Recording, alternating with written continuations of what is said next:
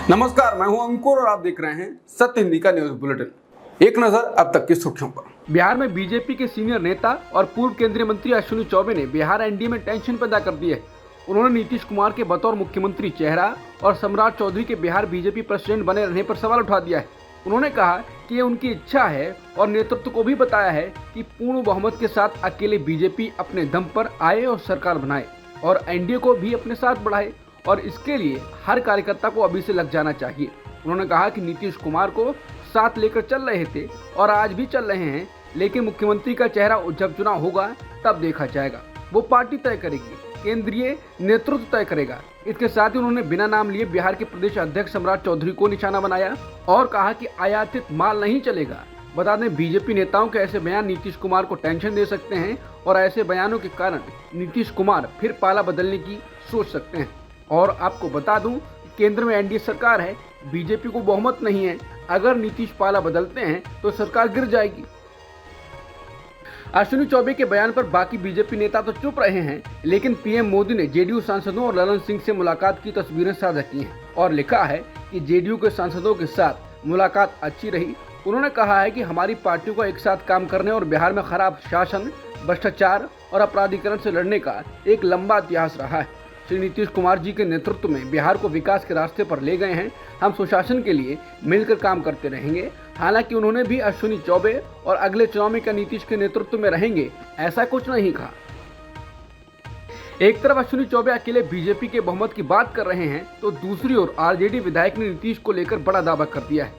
RJD के विधायक भाई वीरेंद्र ने दावा किया है कि बिहार सीएम नीतीश कुमार जल्द ही बीजेपी का साथ छोड़ देंगे, जिसके बाद बीजेपी साफ हो जाएगी। बीजेपी से अलग होने के बाद नीतीश इंडिया ब्लॉक में वापस आ जाएंगे। इसके बाद बिहार में भी बीजेपी नहीं रहेगी। संसद टीवी एक बार फिर चर्चा में आ गई है। चर्चा में आने का काम वही है कि पीएम मोदी को अधिक दिखाना और विपक्ष को कम।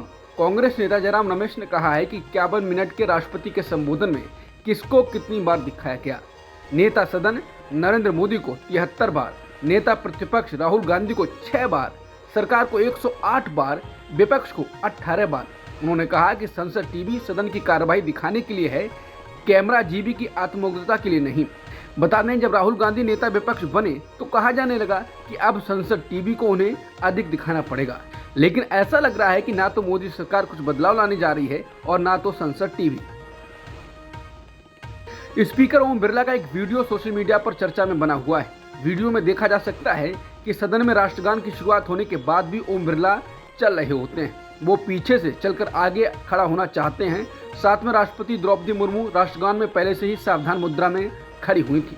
इसके बाद कुछ लोग इसको स्पीकर के द्वारा राष्ट्रगान का अपमान बता रहे हैं, तो कुछ लोग तंज कस रहे हैं और कह रहे हैं कि स्पीकर आज बता रहे हैं, अगले 5 साल तक बार बार नहीं कहेंगे। जब स्पीकर जी चहलकदमी कर रहे हों तो राष्ट्रगान बीच में ही रोक दिया जाना चाहिए। बता दें, स्पीकर ओम बिरला ने कल सदन में विपक्ष के नेता से कहा था कि जब स्पीकर खड़ा हो जाए तो शांत हो जाना चाहिए और ये बात 5 साल तक नहीं कहनी पड़े। कांग्रेस सांसद शशि थरूर ने संसद में शपथ के बाद जय संविधान बोला। इसके बाद स्पीकर ओम बिरला बोले, संविधान की शपथ तो ले रहे हैं, बोलने की क्या जरूरत है। इसके बाद दीपेंद्र हुड्डा ने आपत्ति जताई तो स्पीकर बोले, किस पे आपत्ति है, किस पे नहीं, सलाह मत दिया करो, चलो बैठो। भारतीय लेखिका अरुंधति रॉय ने पावरफुल वॉइस के लिए पेन पेंटर पुरस्कार जीता है। अवार्ड मिलने की घोषणा भारत में उनके खिलाफ 14 साल पहले की टिप्पणियों के लिए आतंकवाद विरोधी कानून के तहत कार्रवाई को मंजूरी देने के कुछ हफ्तों बाद आई है। रॉय ने कहा कि वो साल के पेन पेंटर पुरस्कार से सम्मानित होने पर खुश हैं। बता दें, रॉय बुकर पुरस्कार विजेता राइटर हैं और उन्होंने भारत में मानवाधिकार मुद्दों के साथ साथ विश्व स्तर पर युद्ध और पूंजीवाद के बारे में भी लिखा है। नोबेल पुरस्कार विजेता डॉक्टर अमर्त्य सेन ने कहा कि लोकसभा चुनाव के नतीजों से पता चला है कि भारत हिंदू राष्ट्र नहीं है। महान अर्थशास्त्री ने कहा कि भारत एक हिंदू राष्ट्र नहीं है, ये भारतीय मतदाताओं की राय से साबित होता है। देर रात शांति निकेतन स्थित अपने घर पहुंचे डॉक्टर सेन इस टिप्पणी पर प्रतिक्रिया दे रहे थे कि देश को एक दशक के बाद विपक्ष का कोई नेता मिला है। बता दें, कांग्रेस सांसद राहुल गांधी को लोकसभा में नेता विपक्ष बनाया गया है। अमेरिका ने भारत में धार्मिक आजादी को लेकर कई बड़े आरोप लगाए हैं। अमेरिकी विदेश विभाग की 2023 की धार्मिक स्वतंत्रता रिपोर्ट में भारत के संबंध में मोदी सरकार को चुभने वाली बातें कही गई हैं। रिपोर्ट में धर्म परिवर्तन से जुड़े कानूनों, हेट स्पीच का जिक्र है और अल्पसंख्यकों के घरों पर पूजा घरों के ध्वस्तीकरण के आरोप लगाए गए हैं। रिपोर्ट में अमेरिका ने अल्पसंख्यक समूहों, विशेष रूप से मुसलमानों और ईसाइयों पर हिंसक हमलों का उल्लेख किया है। साथ ही यहूदियों और मुसलमानों के खिलाफ दुनिया भर में बढ़ती कट्टरता पर भी चिंता जताई है। विदेश मंत्री एंटनी ब्लिंकन ने वार्षिक रिपोर्ट जारी करते हुए कहा कि भारत में हम धर्मांतरण विरोधी कानूनों, अभद्र भाषा, अल्पसंख्यक धार्मिक समुदायों के घरों और पूजा स्थलों को ध्वस्त करने की घटनाओं में चिंताजनक वृद्धि देख रहे हैं। मोदी शासन में बढ़ती घटनाओं को लेकर अमेरिका के राजदूत रशद हुसैन ने भारतीय पुलिस के प्रयासों की भी आलोचना की। उन्होंने कहा कि भारत में ईसाई समुदायों ने बताया कि स्थानीय पुलिस ने धर्मांतरण गतिविधियों के आरोप में पूजा स्थलों को बाधित किया। भीड़ ने जब उन पर हमला किया तो पुलिस मूक दर्शक बनी रही। फिर धर्मांतरण के आरोप में पीड़ितों को गिरफ्तार कर लिया गया। दशकों से अमेरिका भारत के साथ मधुर संबंधों की मांग करता रहा है। राष्ट्रपति द्रौपदी मुर्मू ने आज संसद में अभिभाषण दिया। इस दौरान उन्होंने कहा कि सरकार के तमाम सुधारों ने भारत को दुनिया में सबसे तेजी से बढ़ने वाली अर्थव्यवस्था बना दिया है। 10 वर्षों में भारत 11वें स्थान से उठकर 5वीं सबसे बड़ी अर्थव्यवस्था बन चुका है। महामारी और संघर्षों के बावजूद दुनिया के विभिन्न हिस्सों में भारत इस विकास दर को हासिल करने में सक्षम हुआ है। ये पिछले 10 वर्षों में राष्ट्रीय हित में लिए गए सुधारों और निर्णयों के कारण संभव हुआ है। आज भारत वैश्विक विकास में 15% का योगदान देता है।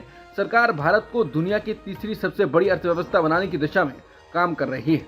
राष्ट्रपति द्रौपदी मुर्मू ने दोनों सदनों के संयुक्त अभिभाषण के दौरान नीट पेपर लीक को लेकर बात कही।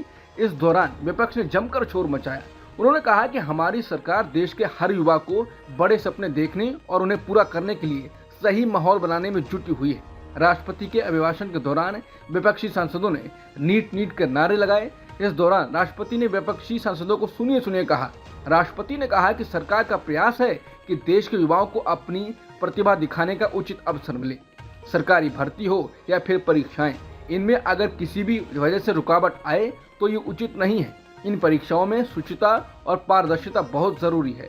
पेपर लीक का जिक्र करते हुए राष्ट्रपति मुर्मू ने कहा कि हाल ही में कुछ परीक्षाओं में पेपर लीक की घटनाएं हुई हैं, जिनकी निष्पक्ष जांच और दोषियों को कड़ी से कड़ी सजा दिलाने के लिए सरकार पूरी तरह से प्रतिबद्ध है। नई लोकसभा के गठन के बाद आज राष्ट्रपति द्रौपदी मुर्मू के संबोधन से पहले एक बड़ा बवाल सेंगोल को लेकर शुरू हो गया। समाजवादी पार्टी के लोकसभा सांसद आर.के. चौधरी ने मांग की है कि संसद में लगे सेंगोल को हटाकर संविधान की कॉपी लगाई जाए। उन्होंने संसद पद की शपथ लेने के बाद ही प्रोटेम स्पीकर को चिट्ठी लिखी थी और कहा था कि सेंगोल राजा महाराजाओं का प्रतीक है, इसलिए इसे हटाया जाना चाहिए। वहीं आरजेडी सांसद मीसा भारती ने कहा है कि सेंगोल को संसद में नहीं बल्कि म्यूजियम में होना चाहिए। सेंगोल को संसद से हटाने को लेकर सपा प्रमुख अखिलेश यादव ने कहा है कि मुझे लगता है कि हमारे सांसद इसलिए कह रहे होंगे कि जब पहली बार लगा था तो पीएम जी ने प्रणाम किया था। इस बार शपथ लेते हुए वो भूल गए, इसलिए उन्होंने ये मांग की है। जब प्रधानमंत्री भी प्रणाम करना भूल गए तो उनकी भी यही इच्छा रही होगी। बता दें, मई 2023 में पीएम मोदी ने संसद के नए परिसर में सेंगोल को स्थापित किया था। पीएम मोदी ने तब तमिलनाडु के अधीनम मठ से सेंगोल स्वीकार किया था और इसे लोकसभा अध्यक्ष के आसन के पास स्थापित किया था। समाजवादी पार्टी के सांसद आर.के. चौधरी के संसद से सेंगोल हटाने की मांग के बाद बीजेपी नेता बयानबाजी कर रहे हैं। उत्तर प्रदेश के सीएम योगी आदित्यनाथ ने कहा है कि भारत के इतिहास और संस्कृति का समाजवादी पार्टी सम्मान नहीं करती है। सपा के शीर्ष नेताओं का सेंगोल को लेकर दिया बयान निंदनीय है। ये तमिल संस्कृति के लिए इंडिया गठबंधन की नफरत को भी दिखाता है। सेंगोल भारत का गर्व है। जैसे जैसे मॉनसून दस्तक दे रहा है, वैसे वैसे अयोध्या के विकास के दावे पर सवाल खड़े होते जा रहे हैं। बीते मंगलवार की रात और बुधवार को हुई बारिश के बाद राजपथ और श्री राम जन्मभूमि मंदिर को जाने वाला रास्ता जलमग्न हो गया, तो वहीं आसपास की कॉलोनियां भी जलमग्न हो गईं। राम जन्मभूमि और मंदिर को जाने वाले जन्मभूमि पथ पर लगभग 2 फीट तक पानी भर गया। यही नहीं, नाली का गंदा पानी बारिश के साथ सड़कों पर बहने से अयोध्या वासियों और राम भक्तों को काफी परेशानी दे रहा है। वहीं सोशल मीडिया पर लोग वीडियो ट्वीट कर रहे हैं और बता रहे हैं कि अयोध्या राम मंदिर की सुरक्षा में लगे पीएसी जवानों का कैंप देखिए, बारिश का पानी अंदर तक घुस गया है। जवानों के खाने पीने का सामान पानी में तैर रहा है। ये जवान 39 बटालियन पीएसी मिर्जापुर से आए हैं, जिनका कैंप कांशीराम कॉलोनी के ठीक सामने लगा है। दिल्ली के मुख्यमंत्री अरविंद केजरीवाल की मुश्किलें लगातार बढ़ती जा रही हैं और पहले ईडी ने उन्हें गिरफ्तार किया था, अब सीबीआई ने उन्हें गिरफ्तार कर लिया है। इसके बाद सीएम केजरीवाल की पत्नी सुनीता केजरीवाल का गुस्सा भड़क उठा। उन्होंने सोशल मीडिया प्लेटफॉर्म एक्स पर यह गुस्सा जाहिर करते हुए तानाशाह के विनाश की प्रार्थना तक कर डाली। उन्होंने लिखा कि अभी तक हमेशा यही प्रार्थना रही है कि ईश्वर सबको सद्बुद्धि दी, लेकिन अब प्रार्थना रहे कि तानाशाह का विनाश हो। खालिस्तानी अलगाववादी गुरपतवंत सिंह पन्नू की हत्या की कथित साजिश मामले को लेकर अमेरिका की ओर से प्रतिक्रिया सामने आई।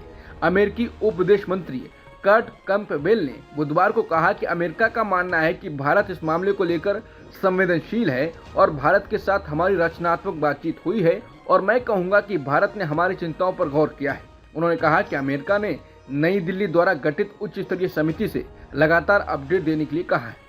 पाकिस्तान के लोगों के लिए बढ़ती गर्मी जानलेवा साबित हो रही है। बीते 6 दिनों में 500 से ज्यादा लोगों की मौत हो चुकी है, जिसमें बढ़ती गर्मी को एक प्रमुख कारण माना जा रहा है। ये मामले दक्षिणी पाकिस्तान के हैं। कीनिया में कई दिनों तक चले प्रदर्शनों के बाद सरकार झुक गई है।